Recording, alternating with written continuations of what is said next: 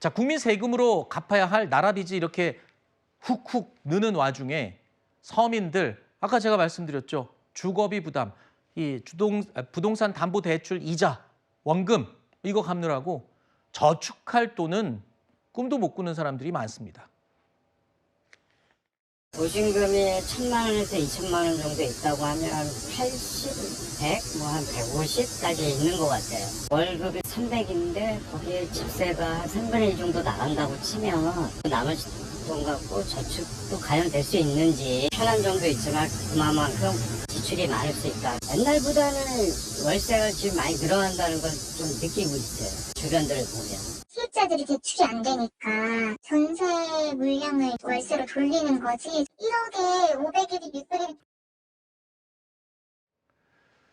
우리나라 전체에서 집 없는 무주택 가구가 1,000만 명에 육박한다는 통계가 나왔습니다. 특히나 무주택 가구의 비중은요, 서울 지역이 가장 높은 것으로 51.7%로 나타났습니다. 서울에 사는 사람 절반 이상이 집이 없다는 소리인데요. 아무래도 집값이 서울에서 가장 비싸기 때문이 아니냐, 이런 분석이 가능합니다.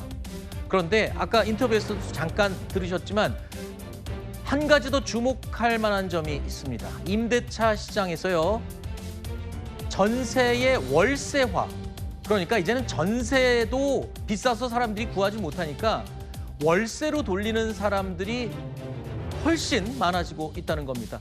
월세 시대가 빨라지는 이유, 당연히 집값은 비싸고 전세값도 따라 오르고, 네. 그러니까 어쩔 수 없이 울며 겨자 먹기로 월세로 바꾸는 사람들이 지금 100만 명? 네. 최근 7월에만? 네. 최근 이제 전월세 계약 중에서 10건 중에 한 6건은 이미 월세로 네. 돌아선 거죠. 이 비중은 계속해서 늘어나고 있고, 네. 최근의 상황만 먼저 말씀을 드리면 6월 말에 발표된 고강도 대출 규제.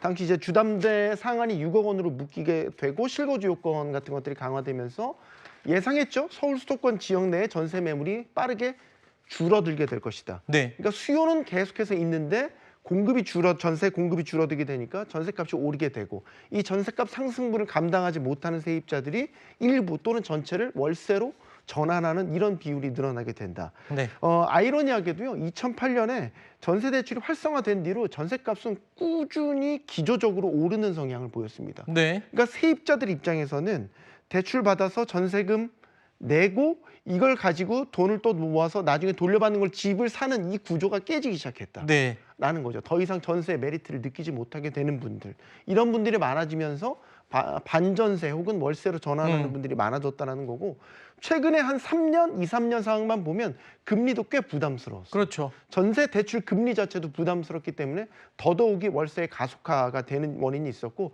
결정적인 거 전세 사기 꽤 컸죠. 네. 이거에 따라서 전세에 대한 신뢰가 많이 위축이 됐다는 거고, 임대인 입장, 집주인 입장에서도 보면 임대차 보호법 최근 몇 년간 굉장히 강화됐습니다. 대표적으로 계약갱신 청구권, 전월세 상한제 이런 것들이 도입이 되다 보니까 시세만큼 전세가격을 올리기 어렵게 되죠. 이런 분들은 또 월세로 전환하는 이런 경향들도 여러 가지 요인들이 복합적으로 나타나고 있습니다. 알겠습니다.